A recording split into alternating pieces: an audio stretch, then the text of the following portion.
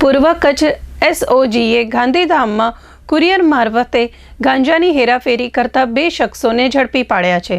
પોલીસની મળેલ બાતમીના આધારે ગાંધીધામના બિઝનેસ આર્કેડ સુભાષનગર વિસ્તારમાં આવેલી એક્સપ્રેસ કુરિયર ઓફિસ પર વોચ ગોઠવવામાં આવી હતી। પોલીસે ઓડિશાથી આવેલા પાર્સલમાંથી 1.21 લાખની કિંમતનો 12 લાખથી વધુ ગાંજાનો જથ્થો જપ્ત કર્યો છે।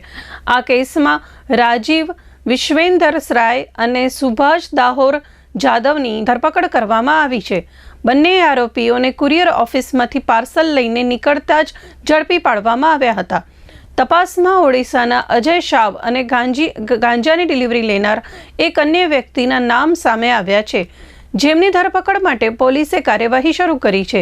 પોલીસે આ નેટવર્કની વધુ તપાસ કરી રહી છે, જેમાં કેટલા સમયથી આ રીતે ગાંજાની હેરાફેરી થતી હતી અને ગાંધીધામમાં કયા માલ સપ્લાય થતો હતો તેની માહિતી મેળવવામાં આવી રહી છે। નોંધનીય છે કે કચ્છમાં અગાઉ પણ કુરિયર દ્વારા માદક પદાર્થો ઘુસાડવાના કિસ્સાઓ સામે આવ્યા છે, પરંતુ આટલી મોટી માત્રામાં ગાંજાનો જથ્થો મળ્યો હોય તેવો આ પ્રથમ કિસ્સો છે।